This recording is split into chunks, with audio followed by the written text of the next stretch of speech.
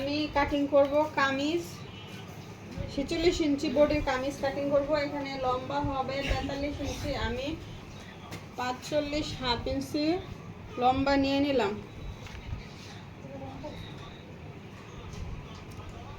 Shoulder নিব 6.5 ইঞ্চি।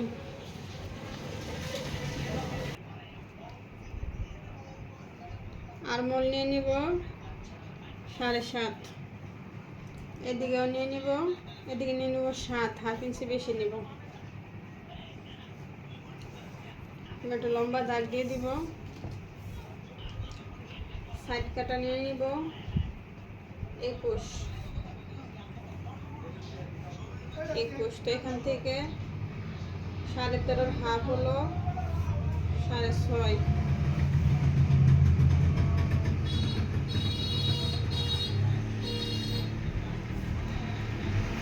Half inch নিয়ে নিলাম। আর বডি হবে 23 ইঞ্চি। 23-এর অর্ধেক হলো 11.5। এভাবে মাপ দিয়ে দেখবেন। 23-এর অর্ধেক হলো 11.5। তো 11.5 আর 1 সুতো বেশি নিয়ে নিলাম।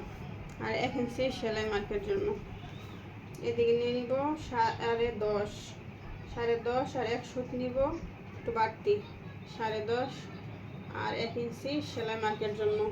আর এদিকে কোমরও হবে 23 ইঞ্চি। 23 ইঞ্চি এখানে 11.5।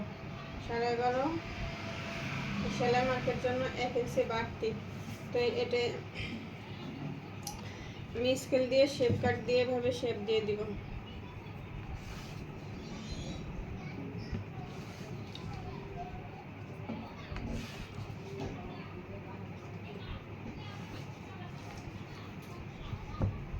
নিচের পাশ হবে 30 ইঞ্চি। এখানে আমি নিয়ে নিলাম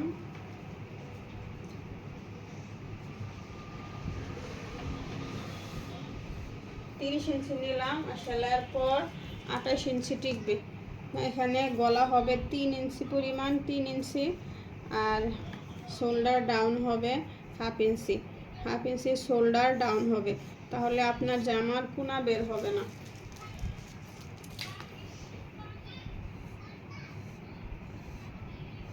আমার জামা আর্ট করা শেষ। এখন আমি কাটিং করব।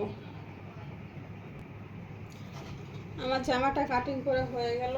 এখন আমি কাট মার্ক দিয়ে দিব। 3 জায়গায় 3টা কাট মার্ক দিয়ে দিব। এখানে কিন্তু আমি 2টো কামিজ কাটিং করছি। একই মাপে 2টো কামিজ কিন্তু কাটিং করলাম। তো কাট মার্ক দিয়ে দিলাম।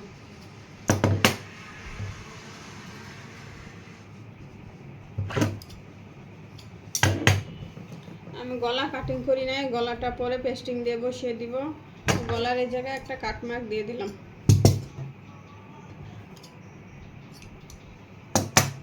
তো এখান থেকে আমি একটা পার্ট উঠিয়ে নিব। এই পার্টটা আমি উঠিয়ে নিব। ওটা পিছনের পার্ট। আর সামনের পার্টে আমি একটু তাল পাট কেটে নিব।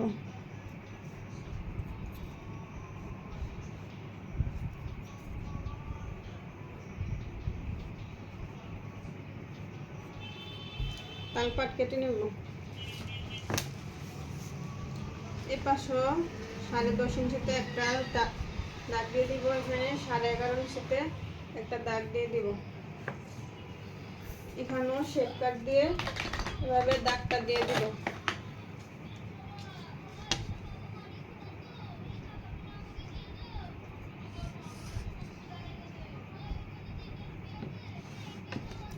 এটা আমার সেলাই করতে সুবিধা হবে। এখন আমি তালপাটটা কাটিং করে নেব।